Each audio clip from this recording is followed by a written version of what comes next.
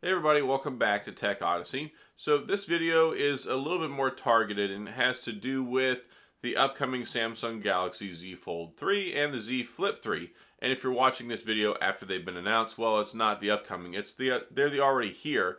But I think that this question or these questions are universal for people who are out there looking for these devices, and it really focuses around, should you buy one? Is it something you're going to regret buying if you spend your hard-earned money on it? And I think a lot of people ask that question because it's so darn expensive. And not only is it so darn expensive, which is a big hurdle between you and actually buying the phone, but there's another question out there like, is it going to hold up? And that seems to be another question that people have. Because when they look at it, they look at their money and they say, look, this is a lot of money for me to spend. Should I really buy this? I mean, is it all that? I mean, is having a phone that does this and that does this, and is it really something that is going to appeal to me? Am I going to enjoy that? Because this isn't one of those no-brainers. It's not like, here, let me go get an iPhone 12 and I'll get it subsidized by my carrier and I might pay $20 or $30 a month. These are kind of expensive. Of course, the price is coming down on the Z Flip 3, which I think is great. I think it's going to be really good for getting that in people's hands. You're going to see more people than ever walking around with a flip phone. But the Fold 3 is still going to be pretty darn expensive. So that's what I want to talk about in this video, because I get that a lot from people, and there's a lot of people I get comments from and they're still on the fence. And that's probably the best way to describe this. This video is for people who are on the fence about getting a foldable phone, most notably the Fold 3 or the Z Flip 3 or any of the other ones really. So that's what I want to talk about here. And before I get into that, I do want to say, if this is your first time stopping by the channel, thank you for being here. If you enjoy the video, please hit the like and the subscribe button and the little notification bell if you want updates when new videos come out. Now let's talk about these folding and flipping phones.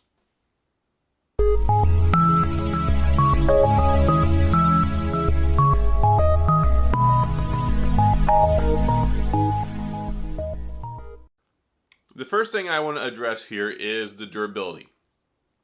In the past, that's been a really big question. The first generation was like, wow, is this really going to even last a year? And I don't like, that's a really legitimate argument, because when they first came out, we saw the videos. We saw Lou with Unbox Therapy. We saw MKBHD. Everybody was pulling off that top layer that people thought was a screen protector, and they were ruining their screens. There was also a problem with like the hinge and keeping debris out of it. There are some problems with the original Fold, and I think that really kind of messed things up for Samsung. And of course, I got one of the ones later after they fixed it in like September and re-released it. It was originally to come out in like April, so they had to go back to the drawing board and fix a few things. But once they brought it back out, largely it didn't have any problems, and I think people may actually be having less problems with the original Fold as opposed to the Fold 2. And then we got the Fold 2. They improved so much on this phone, and everybody was going like on and on and on and raving and raving. I mean, I even did. This is one of the most improved generational upgrades on a phone I've ever seen.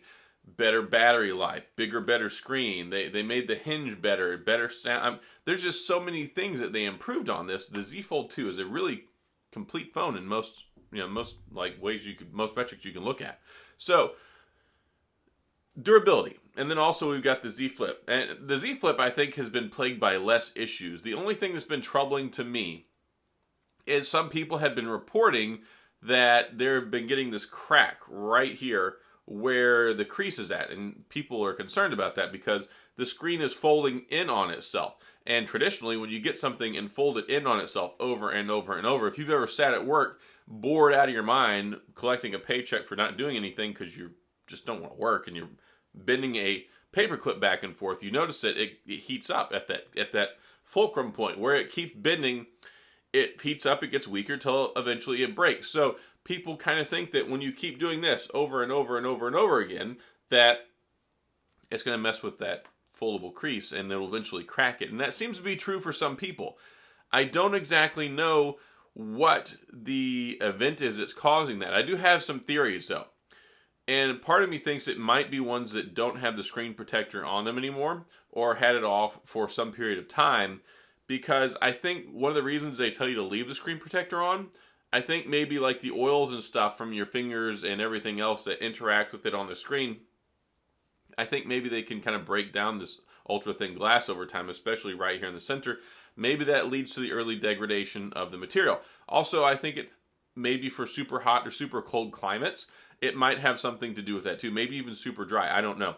But the beautiful thing here is with the Z Fold 3 and the Z Flip 3, especially if you do the pre-order, you're going to get a year of insurance. And I have not actually got the insurance with mine before because I know that I'm going to trade mine in every year when the new one comes out.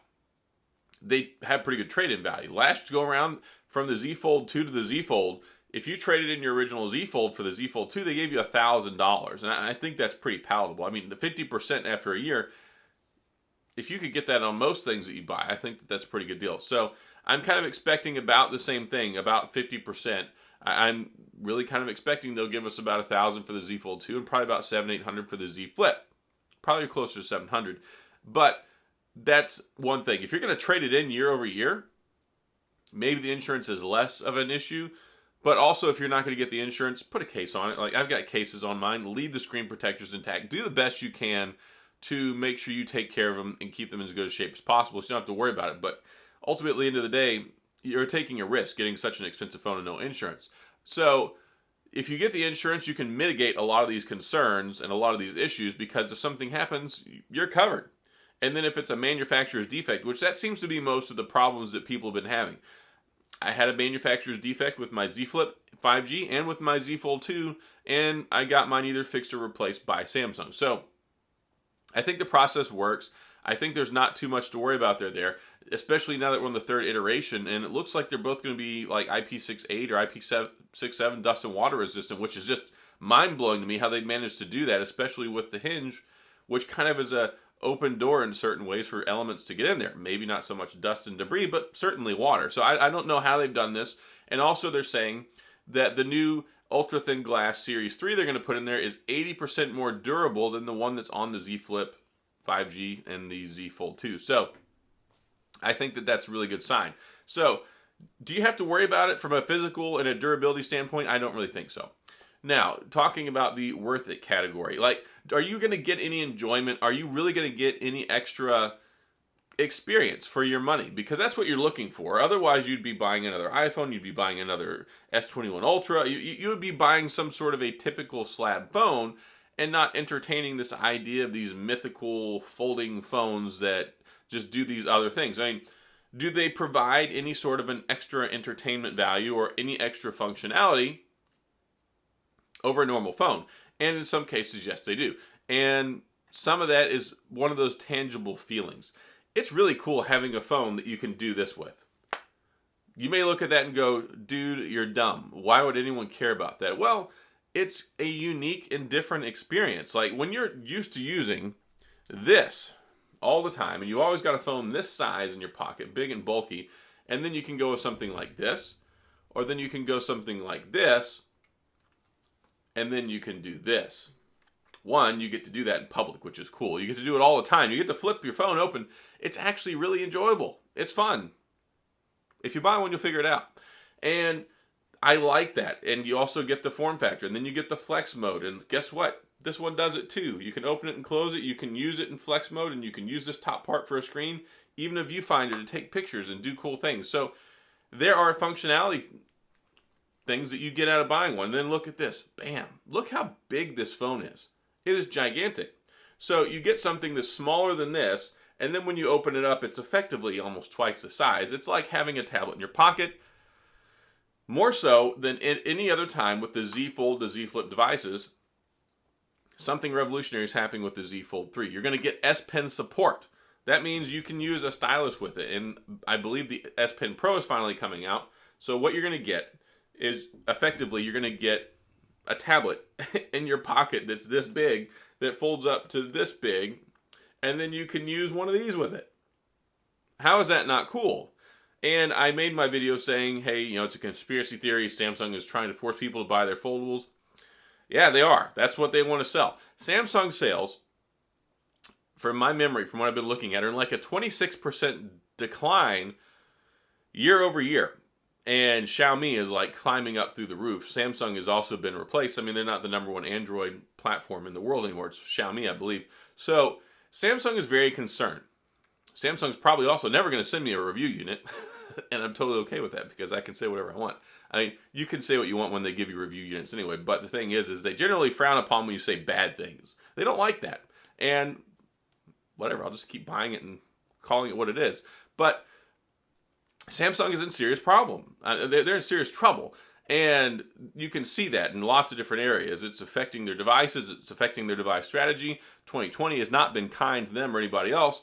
And it's been really hard to get a lot of these devices out there. So they were on the fence a long time about the fan edition for the S21, which I think they're really counting on being a success. So they decided no Note for 2021. I mean, the Note 20 Ultra is a very, very good phone. It doesn't necessarily need a generational upgrade. And if you still want to get one, you can find one pretty good deal probably. So I don't think it's the end of the world there's no Note, but I do like this.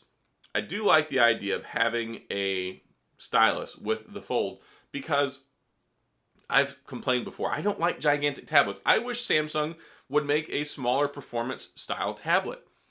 I think that would be cool. And effectively, this is what it is. You're going to get this really cool foldable phone that also works as a super productivity device that gives you much larger screen size than the Fold. I'm sorry, the Note, and you get the stylus. So you can take it anywhere and do all of this stuff anywhere you're at, and that's great. And I use my Tab S7 Plus all the time for making my thumbnails at night, and you better believe that as soon as I get my hands on the Fold 3, I'm making a lot of thumbnails on it. I may find myself in a position where I don't really need a tablet anymore. So if you say that now there's no real reason to buy a Fold, or is it going to be worth it? Does it really bring anything to the table? The Fold really, really does bring a lot to the table. The less peculiar one is the Z Flip, because a lot of the stuff that you get with this one is cosmetic, it's aesthetic, and it's a smaller phone that flips open and you get the full normal phone experience. I just enjoy it. And you're probably not going to get DeX. I mean, DeX, you get DeX and wireless DeX with the Fold. That's also a really big productivity thing that you get there. I hope that they added on the Z Flip 3. I don't see why not. I mean, there are reasons why not to, because it's only going to have another 3,300 milliamp battery from what we're talking about. It's going to have an enhanced refresh rate. It's going to have a faster refresh rate. It's going to burn up the battery faster. There are reasons why I think it shouldn't be there, because it doesn't get great battery life as is. It really doesn't. It gets you about from sun up to sundown for normal users, and I think that's mostly fine because you're making sacrifices so you can get this form factor. Are those sacrifices worth it? For me, it is. I mean, I enjoy carrying my Z Flip 5G around more than I do carrying around my S21 Ultra. This doesn't have my SIM card in it. This largely just sits around, and I test it, and I play with it periodically. I make videos. This one right here, this has been my favorite phone over the last year. I love my Z Flip 5G. And I think most people that are interested in these phones, you're probably really going to enjoy it when you get it. The first couple of times, after you get over that initial, it's fragile. These foldable phones have new baby syndrome. Like when you get them, the first couple of days that you're doing it, you're like, oh, I'm so worried. Am I going to damage it? They're actually really pretty darn durable. Samsung has gone through great lengths to make these very, very realistic and reliable for a day-to-day phone. So I don't think that you should worry about, is it going to hold up? I don't think you should worry about it from am I going to enjoy it perspective. It's just nice. It's so refreshing as opposed to using this. I pick this phone up all the time and I'm like, I just don't enjoy it. Especially once you use foldables. Don't worry, it was in the case. So once you use one of these folding and flipping phones, it changes things. And they have really long honeymoon periods. Like even using these phones, like a year later, I still enjoy picking up the phone, opening it up, and getting to take advantage of it being a foldable phone. It's just cool. And it's really difficult as a reviewer because I'm like, I got to put my Z Flip 5G or my Z Fold 2 down and go test out this $300 phone. Ugh. And then, I got to put down my really cool phone for a week or two. So as a consumer, as somebody who spends their hard-earned money, and I have bought all of these phones, I think you'll enjoy it. I think that they're safe. I think that they're reliable. I think that the process is there to take care of them if there are any problems. And if you're on the fence about it, hopefully this video helped you out. I'm not a salesman here. I'm not trying to say go out and buy one of these things. They're expensive. That's a decision you need to make. Whether you need to check with your wife, check with your girlfriend, make sure you can pay the mortgage. Do you have the money sitting around to buy one? Is it responsible or reasonable for you to get one on a payment plan? Are you having to sacrifice things to get one? Yeah, you need to make the financial decision on your own. This is a practicality decision video. Is it a reasonable, practical decision to make given all the factors are if you walk in and you can get any phone you want, is there a reason to pick one up? Will you regret it if you buy it? Will you enjoy it? And I think the answer to that is I think they're worth the money. I think they're enjoyable. I think the experience that they bring to people right now is second to none with what else is out there in the market. And I think it's a safe purchase. Of course, I always advocate for getting the insurance. It's just because it's such an expensive investment. Really, it is a prudent thing to do. Of course, I've also got the link in the drop down. For now, if you pre-order this with the reservation, you can get the free year of insurance. If you're watching this a month later, that option's likely not going to be there. So this is a timing thing here. But the link will be down there. You can go to the website and check it out. And if you have any questions or comments about this, please feel free to head down to the comment section. I love to talk to you guys and answer your questions as best as I can. If you enjoyed the video, please hit the like and the subscribe button and the little notification bell if you want updates when new videos come out. And as always, thanks for being here. I appreciate you watching, and I'll see you guys next time.